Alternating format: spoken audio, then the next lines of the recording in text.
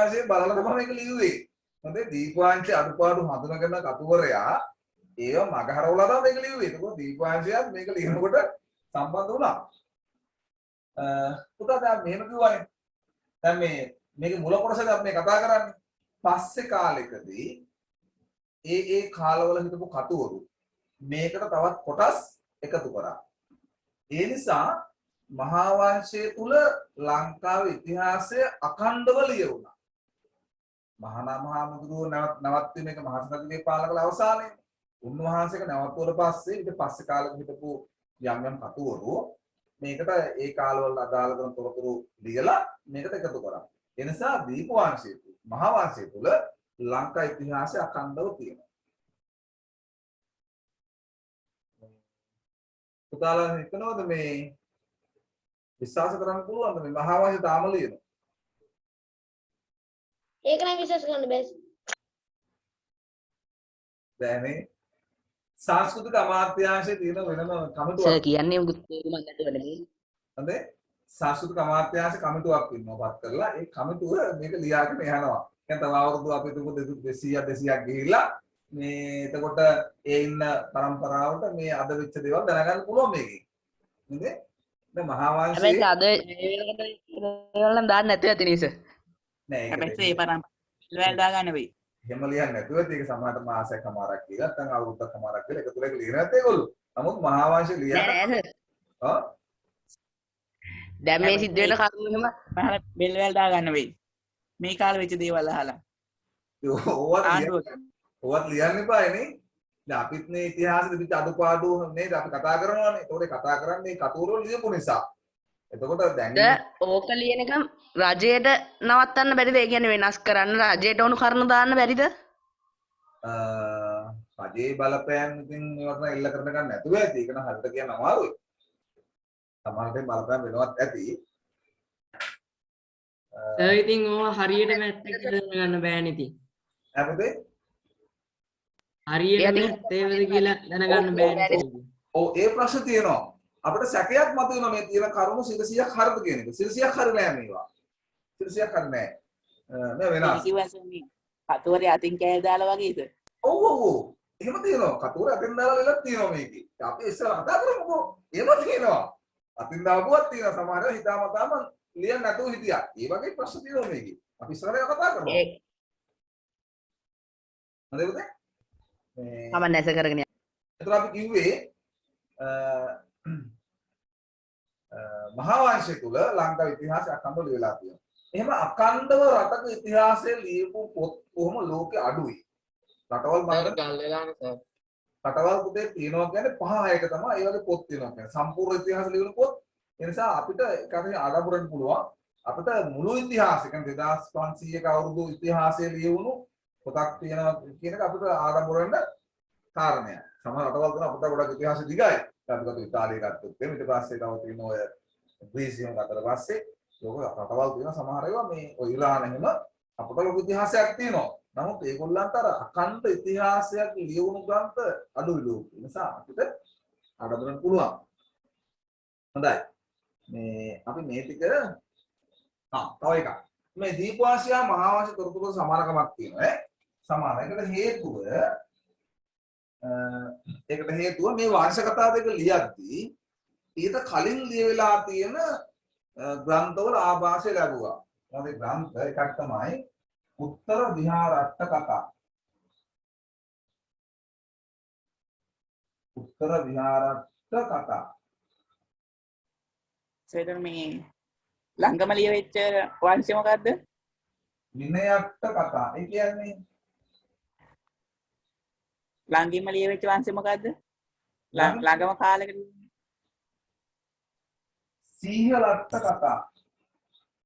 මෙන්න මේ අට්ට කතාවල මේ ආభాෂය මේ පොත් දෙකම අරගෙන තියෙනවා. දීපවංශය මහා වංශය. ඒ නිසා කියන්නේ ඇයි සර්? පුතා එහෙම ග්‍රන්ථ වර්ගයක් තියෙන අට කතා කියලා. ඒ නිසා තමයි මේ තොරතුරු වල සමානකමක් තියෙනවා කියලා කියන්නේ. ඒ දීපවංශ තොරතුරු වල මේ මහා වංශ තොරතුරු වල සමානකමක් තියෙනවා. පුතාව තියෙනවනේ අටුවා තියෙනවා, ටීකා තියෙනවා, ටිප්පණි එහෙම තියෙනවනේ. අටුවා ටීකා ටිප්පණි සර් මේ ළඟින්ම කතා ලියවිච්ච කියන්නේ වංශය නම් මොකද්ද? කවි වර්ගයක් කියන්න පුළුවන් සර්. අට කතා කියන්නේ කතා පුතා අට අටක් කතා වගේ නෙමෙයි. නේ අට කතාකට කියන්නේ සර් ළඟින්ම ලියවිච්ච වංශය මොකද්ද? ඒ කියන්නේ පුතා මෑතකමද? ඔව්. අන්න හරි වචනේ. මෑතකම ලියුණා මම හිතන්නේ පස්සේ කාලෙක ලියුණ එකක් තමයි තූප වංශය එහෙම. ඒවා ලියුණේ අනුරාධපුර මේ යුගයේ නෙවෙයි. ඔය දඹදිව වගේ ඒකට පස්සේ කාලේ. දීප වංශයට වඩා අඩුපාඩු මහා වංශයට අඩුපාඩු අඩුයි තූප වංශය එහෙමනේ. තූප නෑ එහෙම අඩුපාඩු කියන්නේ බෑ. ඔය පස්සේ කාලේ කියන්නේ මේ දැන් මේවා ලියවිලා තියෙන්නේ කෙලින්ම රජවක ශිෂ්ටාචාර කාලේ අනුරාධපුර ප්‍රමුඛ යුගවල මේක ලියවෙන්නේ. කියන්නේ අනුරාධපුර යුගයේම ලියවලා තියෙන්නේ. තාවංශ කතා අපිට හම්බෙනවා මේ දඹදිව යුගය වගේ ලියපුවා. පස්සේ කාලේ ලියපුවා. තූප වංශයම ලියුනේ ඒ කාලේ. හොඳේ? තූප වංශය දේශීය සාහිත්‍ය මුලක් වෙනවද? ඔව් ඒකත් දේශීය මුලස්යක්. හොඳේ? මේ අටුවා ලිව්වා. සර් රජයට පනතක් නැද්ද ඔය ලියනකට? පුතා මහසෙන් පොඩ්ඩක් ඉන්න. අටුවා කියලා තියෙනවා පුතා. ඒ ඔය හරි. යම් මේ කරුණු පැහැදිලි කරන්න ලියපුවා අටුවා කියලා කියන්නේ. දීර්ඝ විස්තර නෙමෙයි.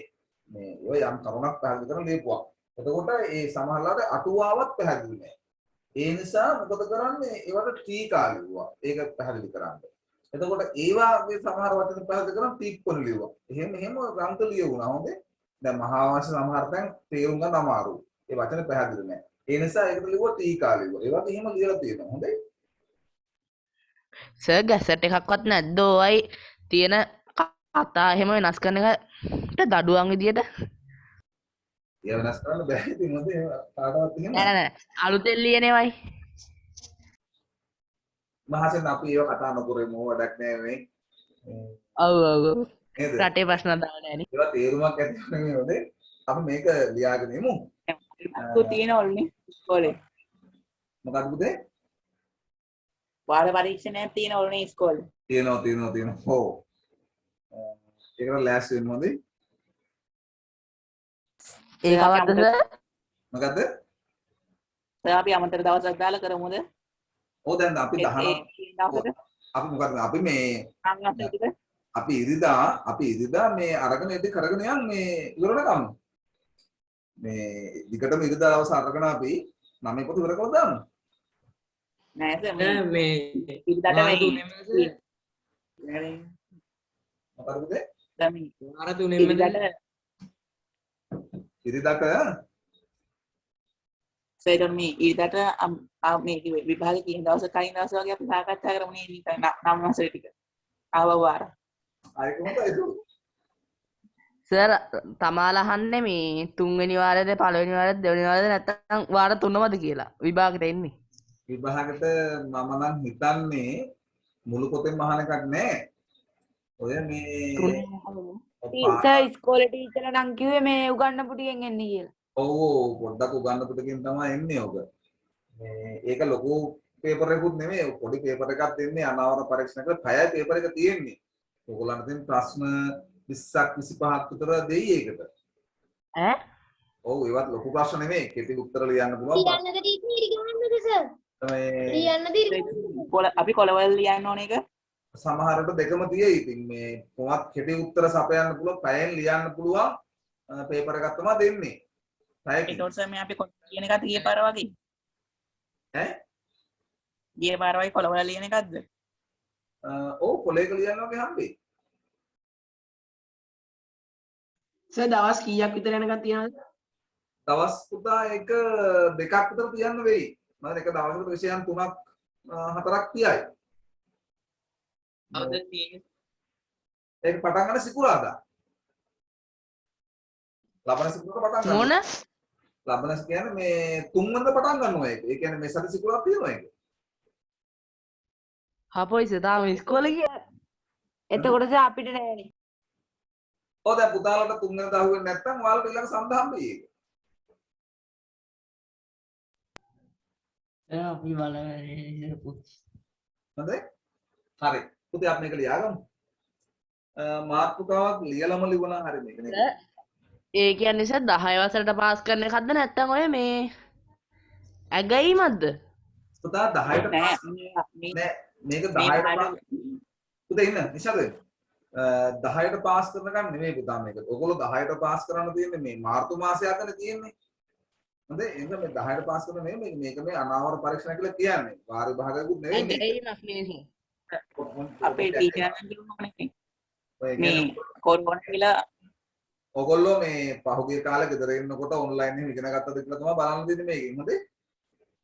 සර් එහෙනම් කියන්න දෙයක් නැහැ සර් ඒක ඔන්ලයින් ගියේ නෑනේ හරි. අපි මේ ලියා ගමු. මාතෘකාවක් දීලම දුන්නොත් හොඳයි බඩේ. මේකයි නේද? අනුමාත්‍රක ලියාගෙන ලියමු පුතේ අපි මේක. පොතේ නම් එහෙම මාතෘකාවක් දීලා නැහැ අපිට. නමුත් අපි මාතෘකාවක් ලියලා ලියාගමු. අනුමාත්‍රක ලියන මහා වංශය කියලා.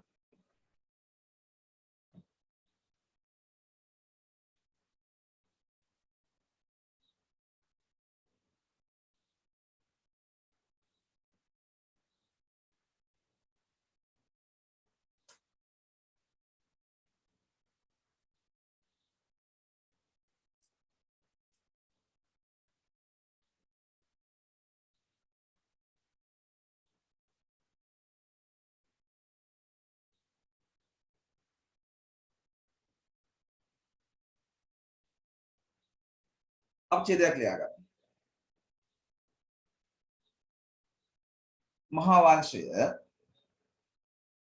මහා වංශය කොටස් කිහිපයකින් යුතු කෘතියකි.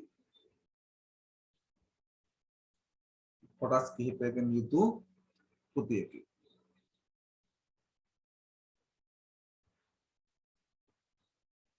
එහි මුල් කොටස රචනා කරන ලද්දේ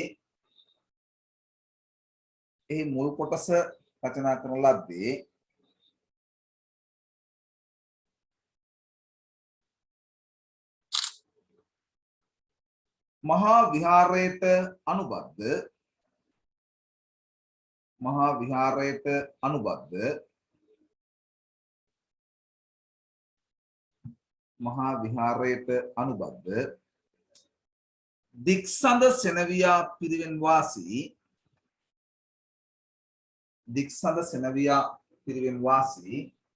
අද පළමු කොටස මොකද පුතේ? එහි මුල් කොටස එහි මුල් කොටස රචනා කරන ලද්දේ මහා විහාරයට අනුබද්ධ දික්සඳ සෙනවියා පිරිවෙන් වාසී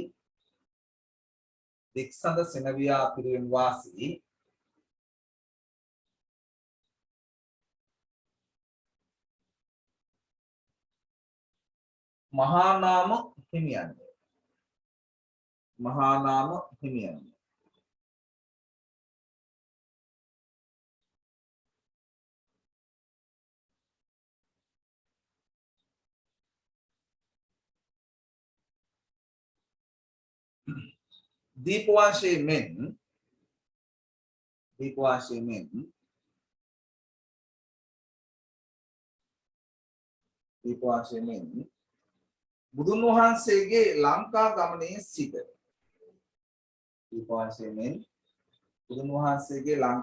සිට ඔව්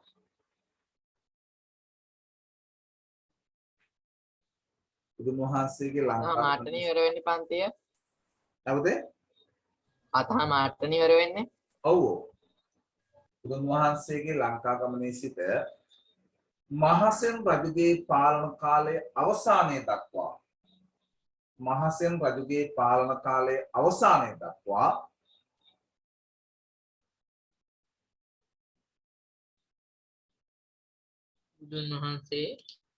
බුදුන් වහන්සේගේ ලංකා ගමනේ සිට මහසෙන් රජුගේ පාලන කාලය අවසානය දක්වා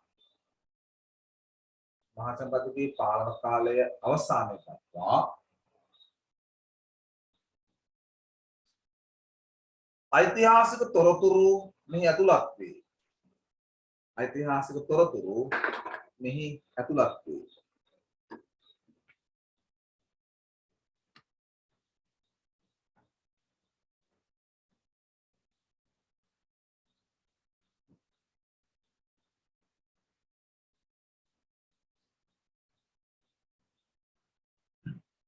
ක්‍රිස්තු වර්ෂ 5 වන හෝ 6 වන සියවසේ ක්‍රිස්තු වර්ෂ 5 වන හෝ 6 වන සියවසේදී පමණ ක්‍රිස්තු වර්ෂ 5 වන හෝ 6 වන සියවසේදී පමණ රචනා කර ඇත.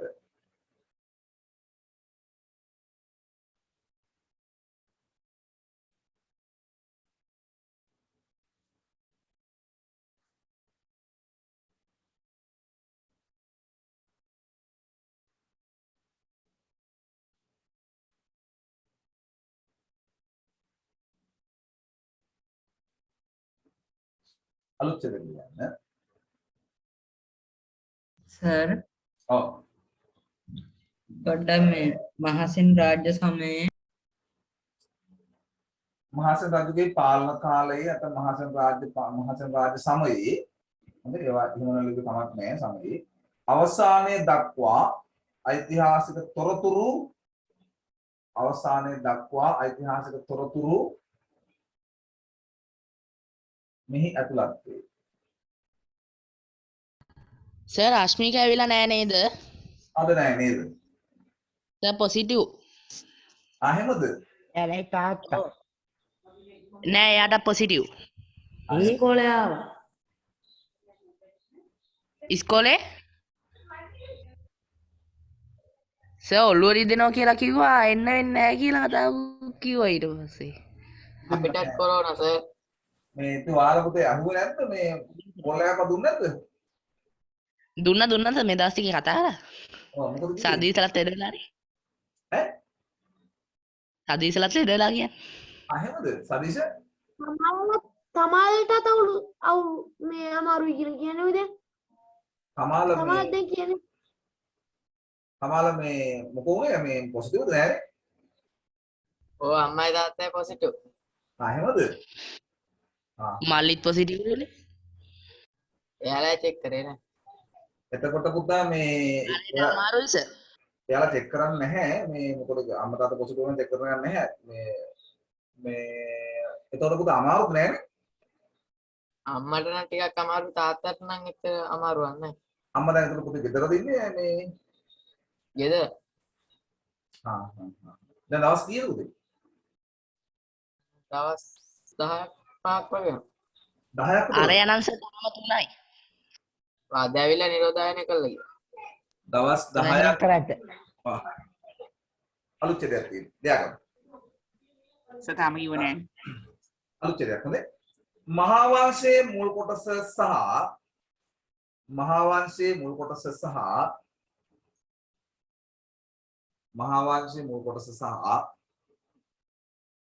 දීප වංශයේ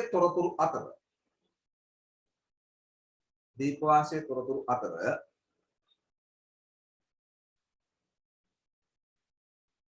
මහා වංශයේ මුල් කොටස සහ දීප වංශයේ තොරතුරු අතර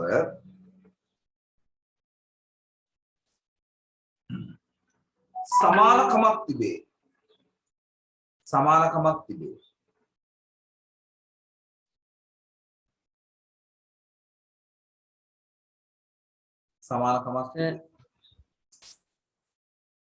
සර් හේතුව ඔව්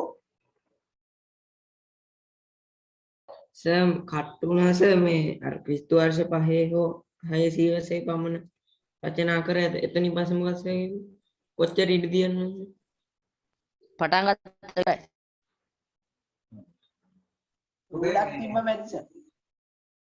එහෙනම් මේ මලදු මේක ලියාගෙන යන්නකෝ අපි. ඔයාලා මෙහෙම ලියන්නකෝ. මේ මහා වංශයේ තොරතුරු හා දීප වංශයේ තොරතුරු අතර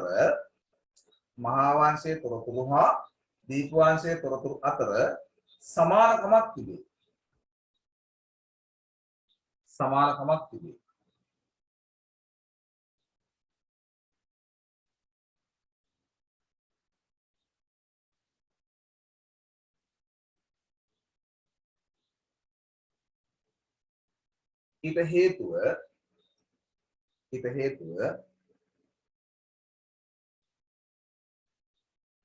ඊට හේතුව මෙම ග්‍රන්ථ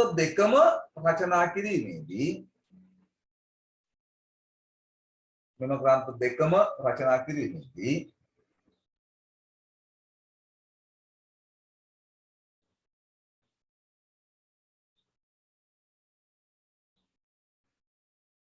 ඊට පෙර ලියවී තිබූ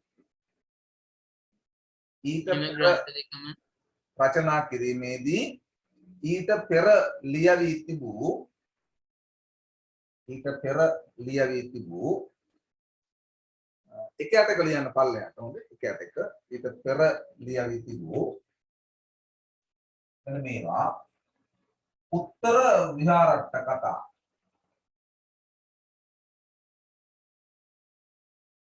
උත්තර විහාරට්ට කතා උත්තර විහාරට්ට කතා පුතන් මෙතන ලියලා තියෙනවා මේක බලන්න හොඳේ උත්තර විහාරට්ට කතා විනයට්ට කතා විනයට්ට කතා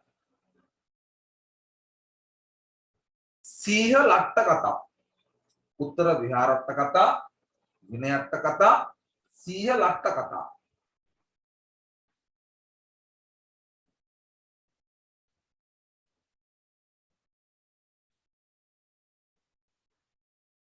ඡේදයක් හොඳේ ආදී මුල් ග්‍රන්ථවල ආభాසය අය මුතුන කියන්න සර්.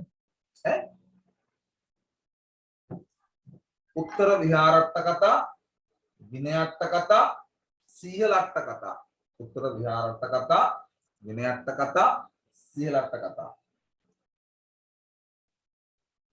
ආදී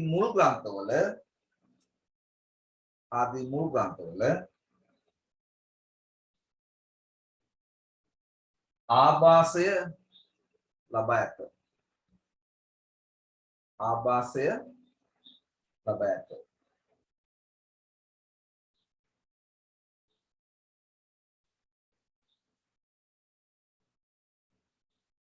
ඒක ඔස්සේ මේ තියෙන සිජු සමානකමක් නැත්නම් වක්‍ර සමානකමක්ද?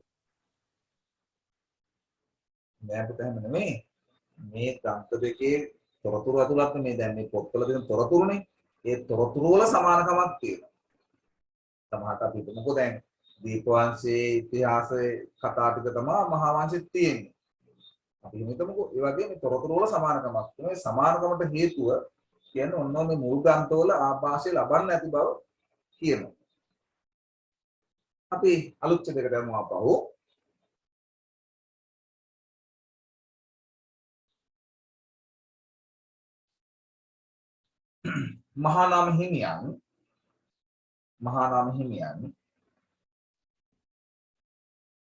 මහානාම හිමියන් අලුත් ඡේදකින්ද සර්?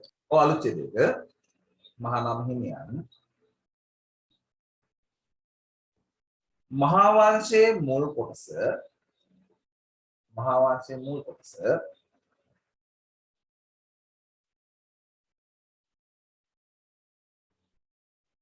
වංශයේ මුල් කොටස රචනා කිරීමෙන් පසු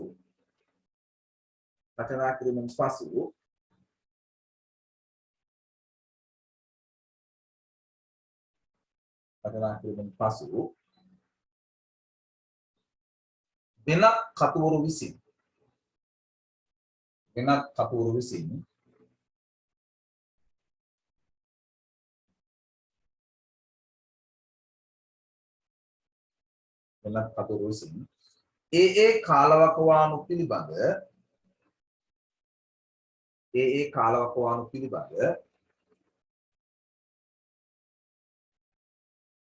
ඒ කාලවකවානු පිළිබඳ තොරතුරු ඇතුළත් කරමින් වෙනත් කතුවරු විසින් ඒ කාලවකවානු පිළිබඳ තොරතුරු ඇතුළත් කරමින්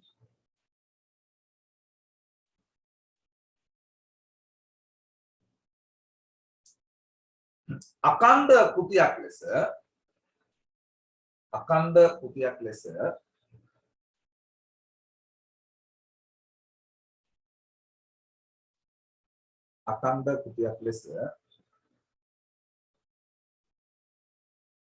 මහා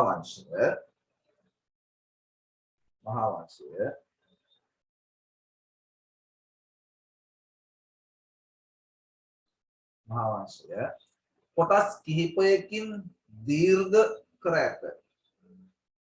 කොටස් කිහිපයකින් දීර්ඝ කර ඇත. පොඩ්ඩක් කියනවද ඒ වකවානු වල තොරතුරු ඒ කාලවකවානු වල තොරතුරු ඇතුළත් කරමින් ඒ කාලවකවානු වල තොරතුරු ඇතුළත් කරමින් අඛණ්ඩ කෘතියක් ලෙස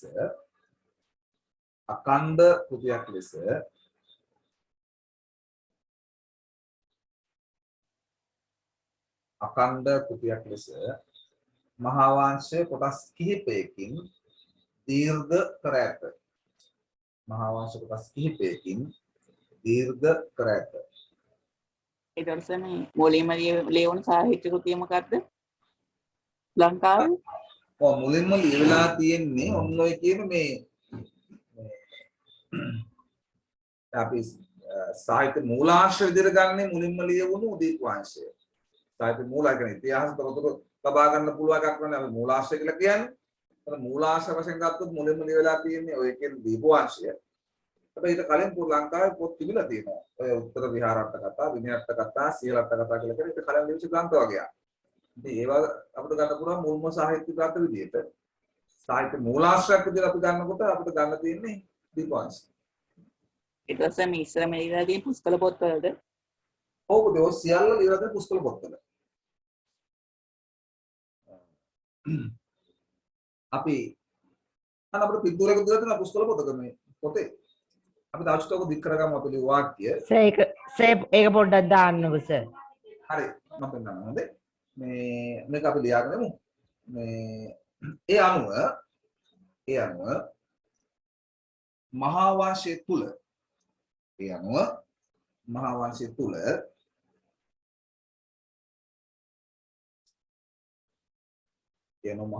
තුල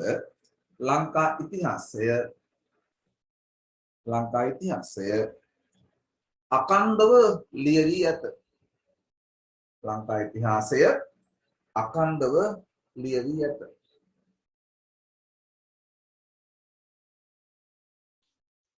සර් ඔව් ඉස්කෝලේ පටන් ගත්තට පස්සෙත් ඉස්කෝලේ ඔන්ලයින් එක යනවා. පුතේ ඔන්ලයින් යන්නේ මෙහෙමයි. ඕගොල්ලෝ දැන් අද ඉස්කෝලේ ගියානේ. ඔන්න ඔයාලට හෙට ඔන්ලයින් තියෙනවා. හරිද? එහෙමයි යන්නේ. හරිද? ඒ කියන්නේ සර් දවසක් කර දවසක් මේ සර්ලා ගෙදර නෙමෙයි ඉන්නේ අනිත් දවසේ. අපි නෑ අපි දවස් 5 ඉස්කෝලේ ඉන්නේ. හරි. එක දවසකට 10 එනවා අනිත් දවසට 11 එනවා. එතකොට ඔන්ලයින් දෙන්නේ ඔන්ලයින් දෙන්න වෙලාවක් වෙන් කර ගන්නවා අපි. වෙන් කරන් තමයි ඔන්ලයින් දෙන්නේ. අපි ගෙදර ඒකෝට සර් ඉතින් එක දවසක් ගිහින් ඊළඟ එක නෙමෙයි ගෑල්ලමයිට උගන්වන්නේ. නෑනේ එකට යන්නේ සේරම. හැමෝම එකට දැන් ගෑල්ලමයි පිරිමි ළමයි නෙමෙයිද? නෑ. දැන් ඔක්කොම එතකොට සර් ඉන්න එහෙම ඈ දුරස්ථභාවය එහෙම මේ අර දැන් අභිලාෂයෙන් වැඩි ඉස්කෝලේ නැති හින්දා අපිට ඉඩ ප්‍රශ්නයක් නැහැ. ඔව් ඒක තමයි සර් මාත් කියන්න හැදුවේ. මම මුළු ඉස්කෝලේම වාඩි වෙන්නේ නැහැ. අභිලාෂ ආවොත් තමයි ඉඩ වදි වෙන්නේ. මේ ඉඩ ඇති ළමයි ටිකයි එන්නේ. සර් ඔකට දැන් දොරෙන් යන්නත් ඉඩමදි ඇතිනේ. මේ හිර එහෙනම් කොහොමද පන්ති දාවේ? අභිලාෂ දැන් මහතයි. ළමයි වඩි කියන වැඩිය වාතයි. මේ ළමයි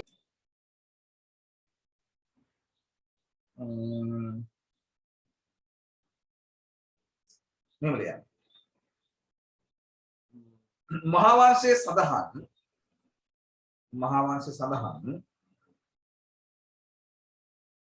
මහා වංශයේ සඳහන්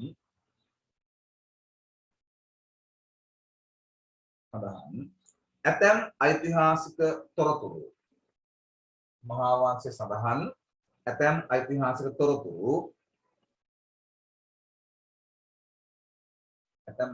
තොරතුරු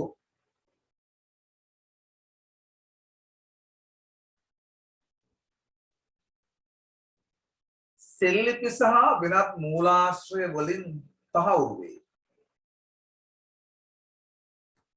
සෙල්ලිපි හා වෙනත් මූලාශ්‍රය වලින් තහවුරු වේ.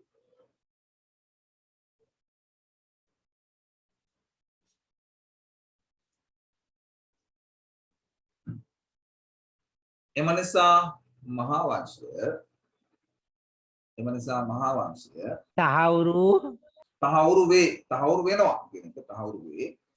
එම නිසා මහා වංශය ඓතිහාසික තොරතුරු මහා වංශයේ සඳහන් ඓතිහාසික තොරතුරු සෙල්ලිපි හා වෙනත් මූලාශ්‍රය වලින් තහවුරු වේ. එම නිසා මහා වංශය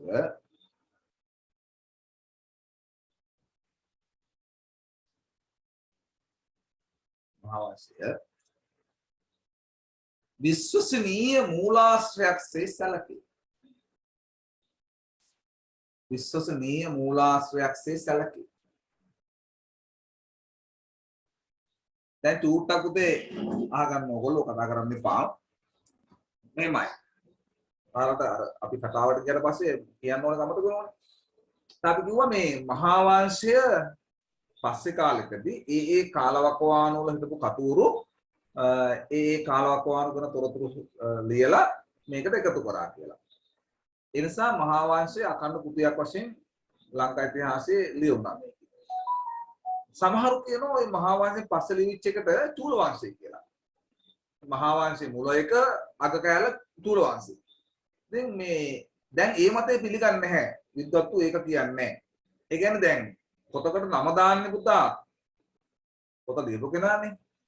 මේ දැන් අපි හිතමුකෝ මේ කවිත් පොතක් ලියනවා. ඒක නම දාන්නේ මේ සදීප් නෙවෙයිනේ. ඒක නම දාන්නේ ලියපු කවිත් නම දාන්න ඕනේ. එයා දාන නම තමයි පොතේ නම වෙන්නේ. ඔන්න තර්ක කරනවා මේ ඉතිහාසඥයෝ. යාලකෝ මේ කතුවරයා නමක් දාලා නැහැ මේකට. ඒ නිසා අපිට මේක චූලවාසී කියලා කැලලක් නමක් දාන්න බෑ. ඒ නිසා යාලකෝ මේක මහා වංශේ කොටසක්. දැන් යනුව චූලවාසී කෙනෙක් කියන්නේ අපි කියන මේක මහා වංශේ කොටසක්. එතකොට මහා වංශය තුල ලංකා ඉතිහාසය අකණ්ඩව ලියවිලා තියෙනවා. දැන් මේ පොතක වටිනාකම ගැන හොනේ සමහර මේ පොත්වල තියෙන ඔක්කොම ඇත්තද බොරුද එහෙම අහුවනේ. පුතා ඒ කතාව දැන් ඔන්න අපිට මතු කර ගන්න පුළුවන්. මේ පොත්පත්වල තියෙනවා 100ක් ඇත්ත නෙවෙයි. ඉතින් අපි මේක ඇත්ත කියලා පිළිගන්නේ කොහොමද? සමහර කරුණක් සම්බන්ධව ගත්තට පස්සේ මූලාශ්‍ර කීපයක් තියෙනවා. දැන් අපි තුමු රෝනල් මහාසය ගොඩනැගීම සම්බන්ධ අපි ගමු සිද්ධියක් විදිහට. ඔක දීපවාසී දිවිලා තියෙනවා. ඒක මහා වංශෙත් තියෙනවා. සමහර තවත් පොතක තියෙන්න පුළුවන්. සෙල්ලිපිලා තියෙන්න පුළුවන්. අපි මේ මූලාශ්‍ර සියල්ල පරිශීලනය කර බලනවා. ඒ සියල්ල පරිශීලනය කරලා පස්සේ අපිට අන්න කිසියම් චිත්‍රයක් ඇති කරගන්න පුළුවන්. එහෙමයි ඉතිහාස තොරතුරක් ගොඩනගන්නේ. නැත්නම් ඒක පොතක තිබූ පමණින් මේක පිළිගන්නේ නැහැ අපි. ඒ සම්බන්ධ වෙන මූලාශ්‍ර සියල්ලම පරිශීලනය කරලා බලනවා. දැන් මේ මහා වංශය දැන් පුතා මේ පොදුවේ පොත් කියනවනේ. අපි පොත් වලට කියන්නේ ද්විතීයික මූලාශ්‍ර. හරි?